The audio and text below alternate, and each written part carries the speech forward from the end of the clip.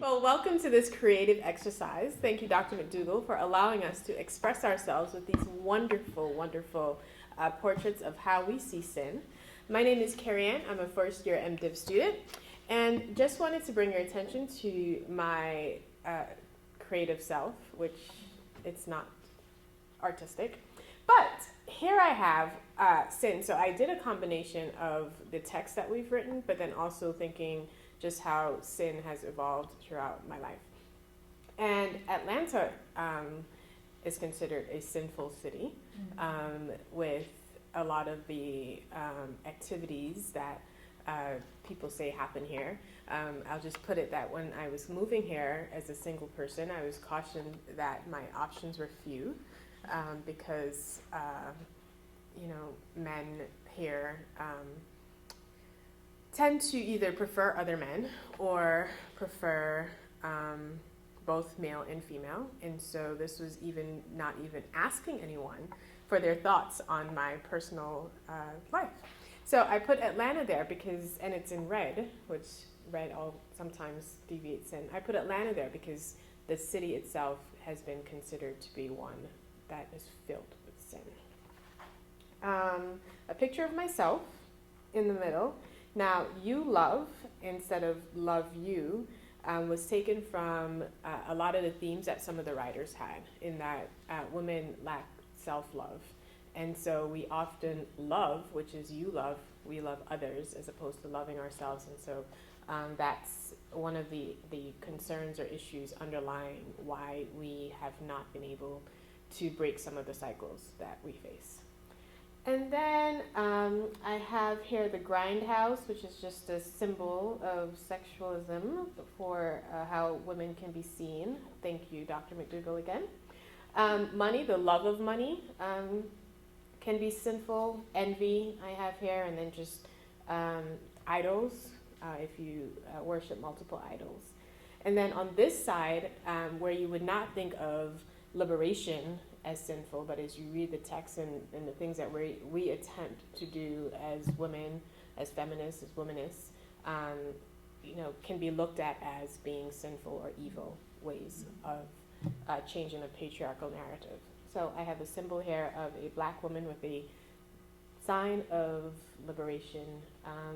And then I have this long quote which says, "Getting to know. A year of isolation made me consider all the casual, unwanted touch women endure and why it's so hard to refuse it." And that talks back to one of the readings that we had in terms of our role in allowing, or not necessarily allowing, but our role in propagating this whole type of culture where we're taken advantage of. And she suffered balance issues for years. And that goes to one of the articles that talks about women and our role in the home versus our role out in the world, women of the world. And that would be it for Carrie Ann. Thank you. Let me hold it up for a minute. So I feel like my collage is quite fragmented, which is kind of an expression of how I feel like my mind is kind of going after this class. This is kind of my first in my first class at Candler, my first class kind of just thinking about these subjects, and kind of this is a product of, I think, me trying to recategorize things. And so I did like different colors to kind of represent, like the red is kind of like what I felt like was like before this class considered maybe like culturally bad or like sin. So like, doing things for yourself or showing your strength. Those kinds of things. And then like the blue is kind of like what people thought was like good for women, so like lots of mother-daughters, that resonates for me. So those are lots of the pictures that I picked. And then the purple was kind of like just everything kind of like meshing together. It's either like neutral culturally, or we like just don't even know what to do with it. So I wrote like a Mary Daly quote, I think, about like flourishing and that kind of thing, and like how flourishing can be like a good thing culturally for women, but it can also be like, not too much. So some of those topics that were a little bit kind of hairy to me were kind of like purple and that kind of thing. So, and then this is I didn't mean to cover up, but this is the confession in the Methodist church. But as I kind of thought about it, I feel like the words that I'm just going to church differently now, and the way I'm hearing the words, it's kind of cloudier or fuzzier than it used to be. It used to be really clear cut, and now I feel like things are kind of blending together, and I'm still processing everything. So this is a picture of me processing. Hi, I'm Jenny. I'm a third-year MDiv student. I have made my collage centered around the idea of body being a source of sin for women. For me, that was the case growing up. A lot of talk in Christian religious circles, even at school, was about our bodies as women, what we needed to do to protect our bodies, how we needed to use our bodies, what our bodies should look like, and who has control over our bodies. And that message has really stuck with me a lot growing up. There's a lot of eyes on it. It makes me think of the musical theater show Footloose. There's a line in there that goes, "Somebody's eyes are watching," and that's how I feel very often, is that somebody's eyes are watching. They're watching me do every movement. They're watching how I'm using my body. They're watching what my body looks like. And when I entered my first relationship, I was very aware of the ways that I'd allowed my understanding of body and sin to impact my relationship. It was a huge stumbling block that I had to overcome because of worries and fears and insecurities that were told to me through purity culture, through church, through dress code at school, through people catcalling as you walk by, people following you in the truck as you run by, people staring a little too long as you walk by. And so then I also have this quote up here, and the eyes are all different eyes, because it's not just men who are looking at bodies. It's not just women who are looking at bodies. It's young and old, rich, poor, black, white, everybody. I have this quote up here that says, girls don't just simply decide to hate their bodies. We teach them to, which I thought was very real. And then there's also a quote that says, "Can makeup cover the wounds of our oppression?" Which made me stop and think. And then finally down here it says, "Your body is a battleground." And I don't think we have to look far to see the ways that that is true with situations like abortion or even the pill.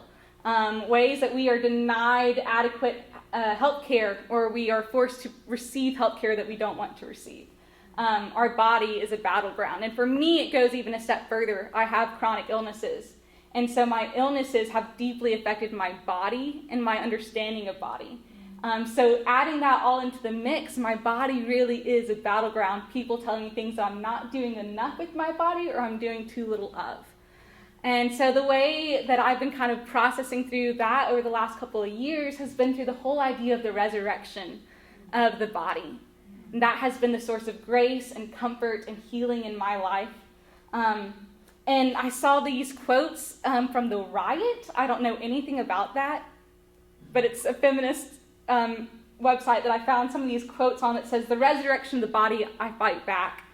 Against social conditioning that says feminine equals weak, bad, dirty, or wrong. Against policies created solely to control or humble me. Against the idea that it's okay to touch, hurt, rape, shame, control my body simply because it's considered public property." And so finally I end with a quote from the United Methodist Church discipline that says, "O God of Shalom, we have built up walls to protect ourselves from our enemies, but these walls, our bodies, also shut us off from receiving your love. Break down those walls. Help us to see that the way to your heart is through reconciliation of our own hearts with our enemies." That's it. Hello, my name is Kara Wilson. I am a third year MDiv, and this is my collage. And I'm going to hold that up for the camera to zoom in a little bit. This was, at first I didn't understand the assignment that we were supposed to be talking about sin. I thought we were just making a collage of what we were understanding like from the class. And so I course corrected later. But the first thing that strikes you that I wanted to strike visually is that like everything has like a different corner, sort of. And they are thematically and visually tied together. But like up in this corner, there's, well, I guess I'll start with this corner. So in this corner, there's Anya Taylor-Joy from an article about the Queen's Gambit, about how it's like a woman's show, but there's like no sexism really in the show. But they had all of these like little like checkerboard, like chessboard cutouts and things like that, but it was obscuring her face, so that only like a part of her was peeking out. And then I found this other, this is from an article here. The text says, she started seeing double what was going on. And that was about a woman who was having a medical emergency and a neurological condition, and kind of talking about her experience. And so there was this image of this woman with like no eyes, essentially, and it's just very, very plain. And then I added this like bracelet that came in, and this is like a sign of wealth or privilege, of like, this is kind of like a view of like an esteemed woman who has this chain around her neck, but it's also like a chain around her neck. And again, like there was no mouth and there was no eye, and I kind of even emphasized that a little bit with some paint. And then there's some quotes around it that says, you never actually own, you merely take care of it for the next generation. And that was the ad that went with the bracelet. And it was just like, you never actually, or it was a wristwatch. It was like, you never actually own the watch, you just care for it for the next generation. And I was like, well, what BS? But that's also the way that we think about, that's tied to the biblical concept of stewardship, which is like the way that we talk about like generosity and giving. I mean, like October's coming up, it's stewardship month. We got to make the budget for next year. But there's also a sense that grace is not ours to have or to possess. And like the things that God has given to us, like we do need to like care for, but we also need to care for like what are we passing on to the next generation? What are women, parents passing on to their children? And the reason why I wanted to go after Ginny is because I also picked up the theme of eyes. And I actually, like, these were like whole portraits that I just like cut in half so that the mouth was detached from the eye. So like what you're seeing doesn't line up with what you're hearing. Like what is spoken isn't lining up with what people experience. And that was my way of, and sometimes that is done intentionally, or it just kind of happens culturally and incidentally. And there are different folks here. I think that's RuPaul here. There's Anna Wintour from Vogue, and just various others. That this comes from like many different angles. And I feel like I could go on. I did put a lot of thought in this, so I'm trying to pick out what's important. But what I was trying to show is that there's a lot of like order, and everything's kind of like in its corner, but there's this paint all over the place. And where it's like, it's mostly red, but a little bit blue here, and it's mostly blue, but also a little bit red. And then there should be like these clear-cut lines, like a crossword puzzle of like everything should go in its place. But basically painting, I was just like, screw that. It's just kind of, it spills over. And sometimes people see like the spilling over as the sin of trespass, of not being in right relationship.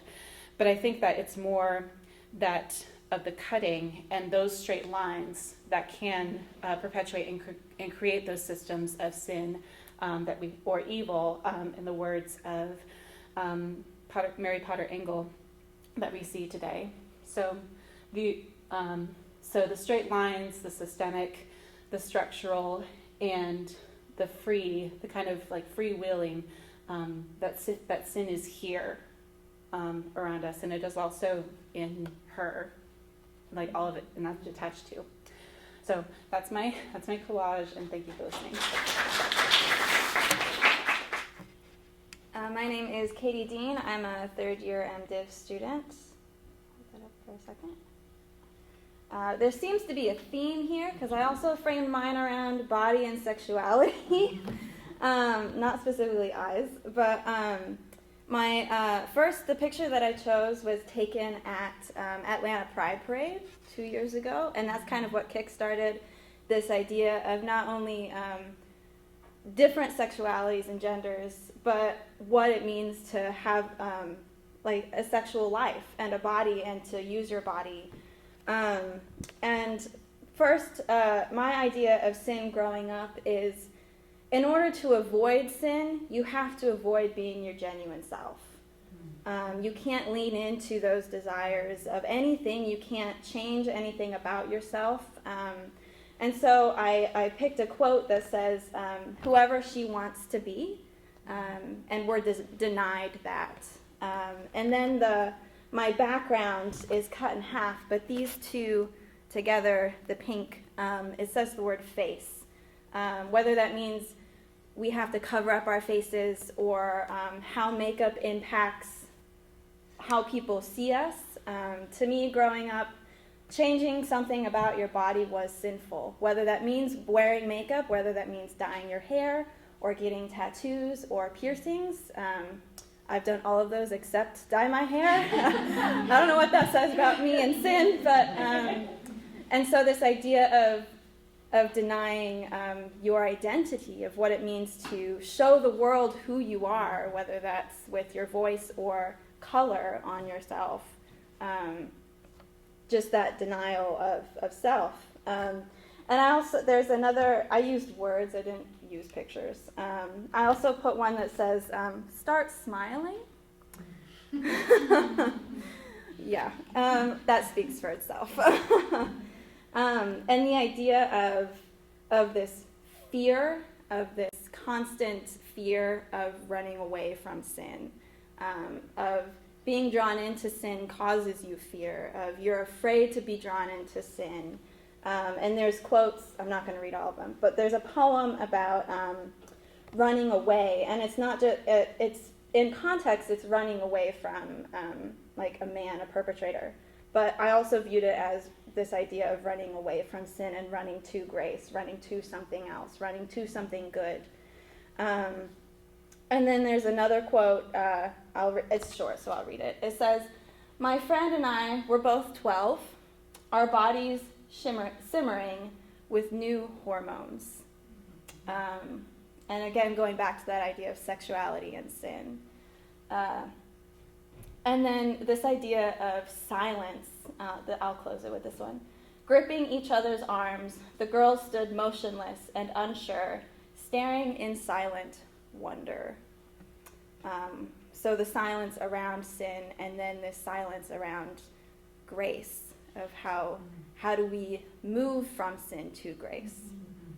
So that's mine in a nutshell. Hi, I'm Caitlin. I'm a third year MDiv. I feel like that doesn't define me, so I feel like it's like, oh, that's my story. All right, I'm Caitlin. So when I do art, I don't really think. It just kind of thinks for me. And so as we walk through this is kind of my subconscious thoughts. The word I wrote, although I came late the first class, was fear for sin. Fear of others, but more so fear of self, if that makes sense. In the middle is me dancing. That is my favorite thing to do. I don't care what anyone thinks when I'm dancing. I don't care about sin. I don't care about anything. And so ironically, I'm wearing the same shirt. I didn't even think about that. But a lot of mine also, and this is kind of why I wanted to go by after Katie, is she talked about fear and also sexuality and sin. A lot of mine ends up being sexual. The flowers here, deflowering, right? Some of them are dead, some of them are alive, and I put it in this area for a specific reason. It also says eat well. Determine that as you will. And we laugh, but it's honest, it's true. And I'm trying not to be vulgar, but I'm just saying. And sorry. And something that really struck out to me is, so right here is a guy doing heroin, and I wanted to put the woman's boobs right below it because sometimes our sexuality is like a drug to others, to ourselves. And I replaced his eyes with the woman's eyes because we sometimes treat ourselves that way and also are afraid to be sexual because we think it's wrong, we think it's a sin. I've been personally sexualized a lot just because of the way I was born, my body. And so sometimes in relationships, I have a hard time trusting myself, and I am fearful of, oh, am I just being sexualized, or is this person actually treating me nicely? But then sometimes we push away nice treatment because we've been told maybe we don't deserve that. And then I have the words designed to lead, who you are, where to turn, what to say, what to see, how to choose. Kind of as women, we don't know what we're supposed to choose or who we're even allowed to be in a lot of ways. I also put men that are being more feminine. It was actually about friendship. It wasn't about a relationship. The article was. And I think if we treat women differently, it also affects men because then men feel like they can't, these feminine qualities are bad, right? Are sinful. But in reality, they should be able to be open to have those qualities. And I'm very passionate about that. There are a lot of important men in my life who have helped me, I think, become a better woman as well. And then I put the butterfly. That is my animal that I know, or insect, I guess, that God's nearby. And I wanted that within the chaos. And I wanted me to be in the center because, one, I'm important. I am. And so are you. Two, no matter all this stuff, right, I'm still dancing. So no matter the sin, I'm going to dance. And no matter how loud, I've got Trump's mouth over here. And it is. And no matter how loud people are yelling or the outside telling you where to go, what to do, it's my choice at the end of the day. And so I just thought, that's what I got. That's me. So yeah. Hi, I'm Morgan Byers. I'm a third-year MDiv student, and this is my collage. I guess I'll just start with sort of what's in the background and kind of go forward. I decided to make the background red and include just hints of yellow and green just because for me when I think about sin, I often think about how it's paired with the solution that's offered. And growing up, that solution was always sort of the blood of Christ and this idea that, we are filthy, irredeemable sinners and it cost Jesus his own life to save us. And sort of that overemphasis where it's just a sea of blood that I think of when I think of salvation. And I used the green to represent Jesus' life and the yellow to represent resurrection. And it's like those things are just sort of blips in the sea of how we consider salvation and our redemption from sin. But nevertheless, you can see the yellow kind of peeking out. Like you can see resurrection and the Spirit working in us even as we sort of struggle with the ways that sin has corrupted the way that we do theology. Here, it's covered up by a lot of stuff, but this is a tapestry that I found in a magazine. It was basically, the article was saying that it was a tapestry that was used in medieval times to help illiterate peasants sort of understand Bible stories by portraying them visually. And then, of course, the article went on to describe how rich rulers would start to hoard these as a sign of prestige, and just that idea of sin as distorting something that was good and meant for good, but then just human greed and selfishness corrupting and ruining that. And so you can see sort of Trump's mouth and sort of that caption about the selfishness of those rulers and just how our sin can cover and distort something that was once beautiful. I also have at the bottom this caption, "We're your best chance for a second chance," and that sort of made me remember how sort of the church can weaponize sin and salvation. This idea that, you were screwed and you better come to us to get fixed up, and just the way that the church can weaponize and use that guilt. At the bottom is a bad painting of a roach. And it's such a minor example, but when I moved into a new apartment about a month and a half ago, there was a roach problem, and just as someone who's very afraid of roaches and insects like that, it was just a very minor but also persistent reminder that the fallout of sin is just disharmony with our own planet, with nature. The fact that I feel fearful of these things and felt unsafe for a bit in my own room. It was just sort of a banal reminder, honestly, of just the way that sin disrupts our relation, not only to ourselves and to each other, but to our planet. And then finally, in the middle is a picture of me when I was giving a presentation on my senior thesis in undergrad. And the story behind that, my senior thesis was on the Jewish historian Josephus and his writings during the first century of the Roman Empire. And throughout that talk, I was just talking about how Josephus is writing to a Roman audience and to a Jewish audience, and sort of what he's trying to do in combining those two things. And I was very careful in my presentation to, speak sensitively to that matter, because it was a lot of, how do Jewish people grapple with their identity and the fallout of these failed rebellions against Rome. And after my presentation, there was a guy who came up or was asking a question to me when it was opened up for Q&A, and I'll never forget just the very barely contained just rage in his voice. He's like, "What advantage is it to you to call them the Jews?" Because I had said, Josephus is writing to the Jews about this, and the other thing.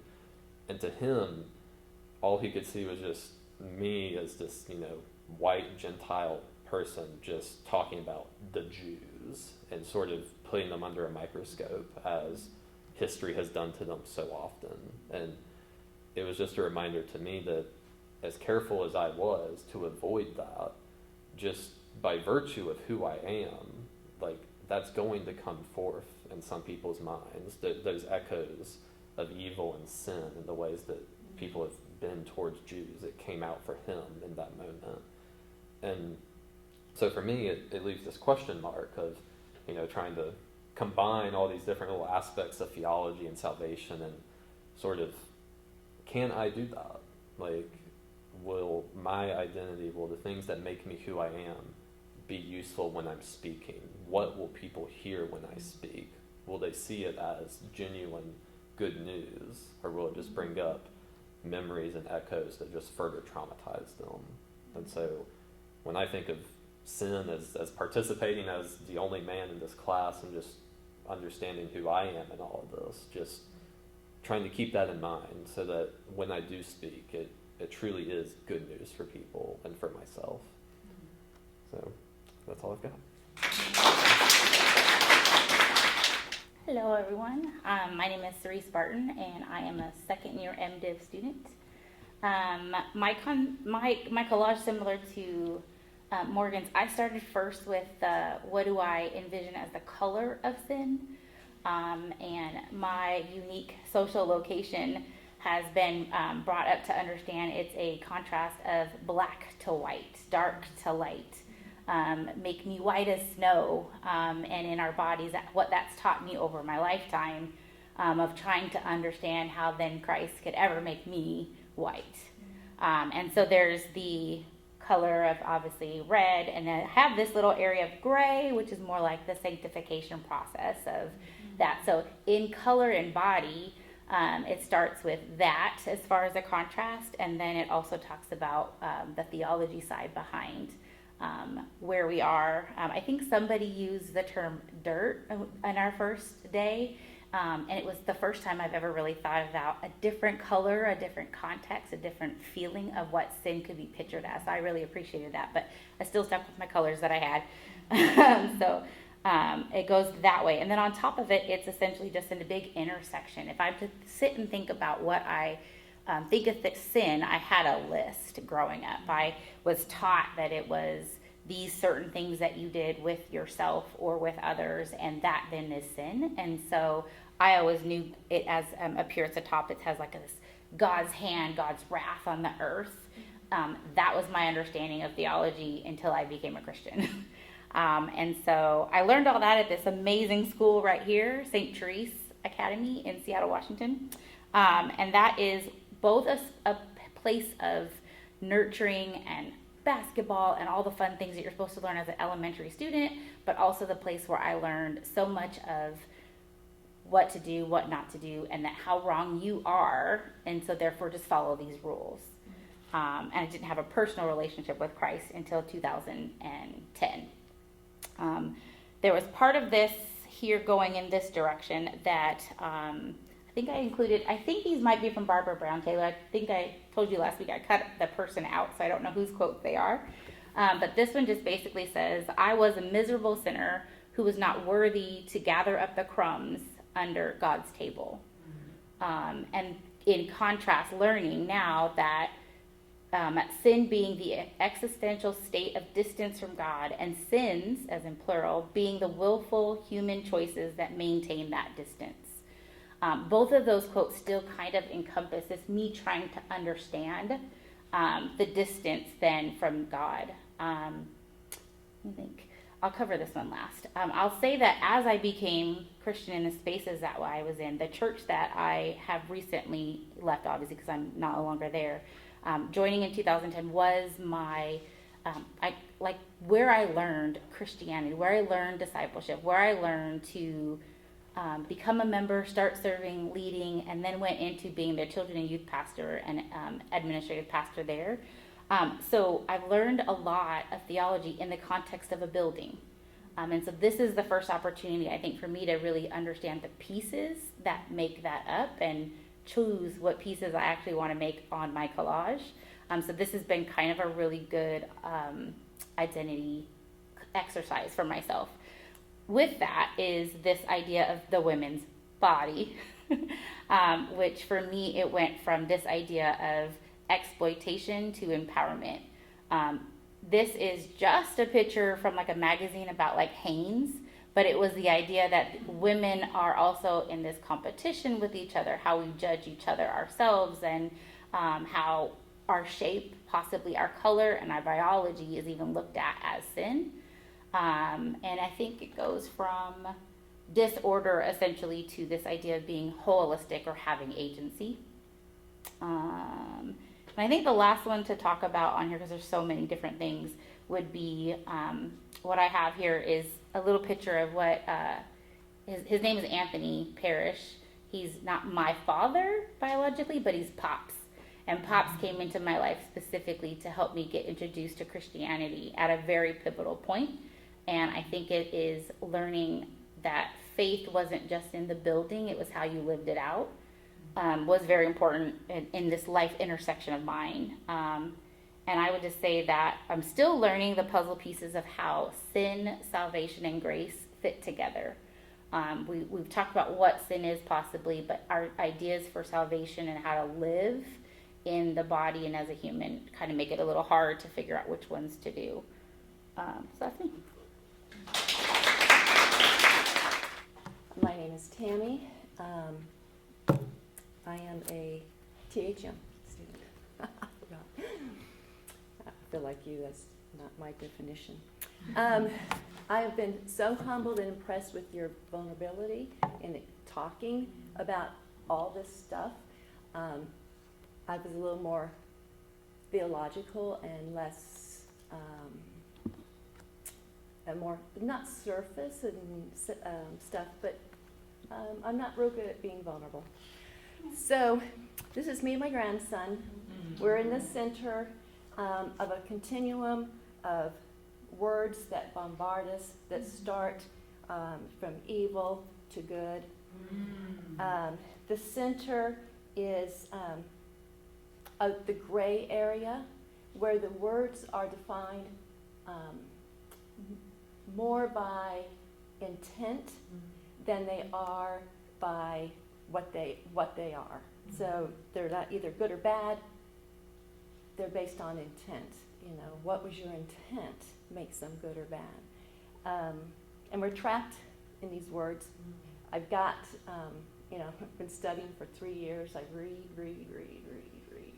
So I'm just bombarded with words, but it's like words define everything, who we are, and how we talk to each other. I mean, words are our life and how we use them, and so it's from good to evil, and we're trapped. We're trapped in the words. I got a little bird here in a cage. Got to get my grandson out of this mess.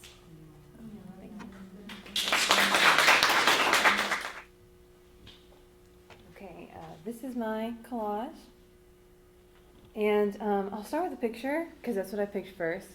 This is the thing I thought the least about, and I never not think, very rarely do I never not think, well, that's not right.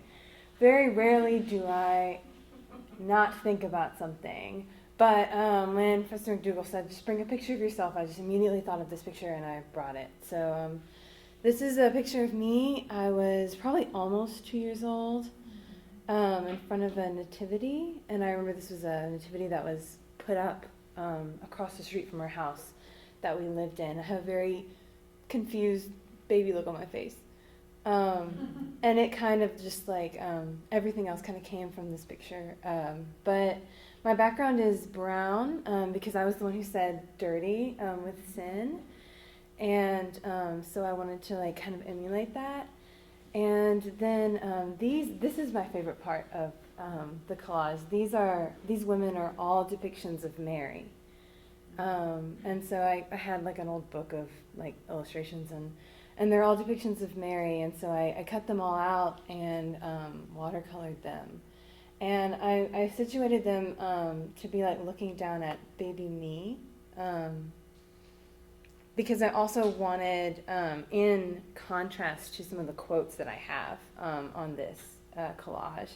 And so this quote is a Paulo Freire quote about the oppressed suffering from duality. But these are quotes from the Church Fathers, and they were all like included in our readings.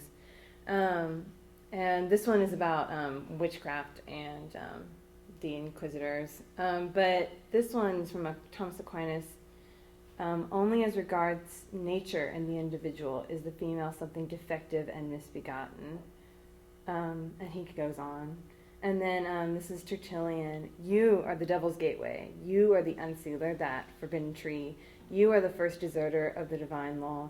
You are she who persuaded him whom the devil was not valiant enough to attack.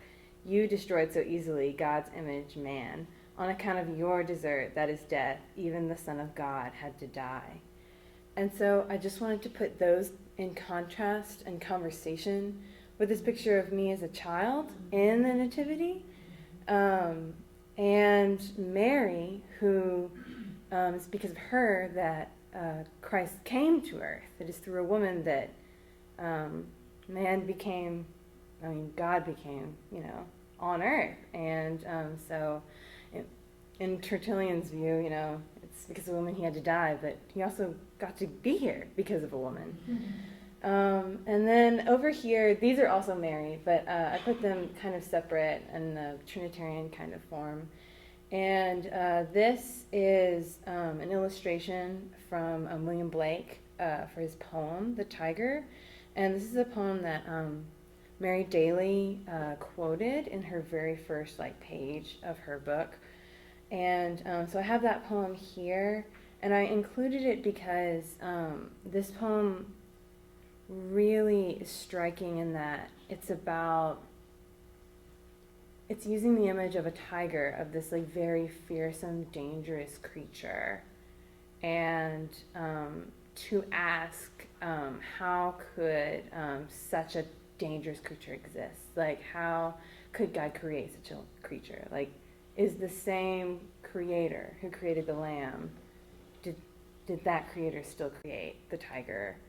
And that poem really hit in a different way for me after I did after I took Text of Terror with Dr. Wright a couple of semesters ago, because it really just touched a nerve of how can a God who is good also have these texts of terror in our books, and how can so much dialogue be happening about just like a simple thing, when in just this picture, like the only difference between, like, I mean, obviously it's fake, there are fake people in nativity, but like the only difference is that I'm a girl, you know, and Jesus was not. So that's kind of it in a nutshell.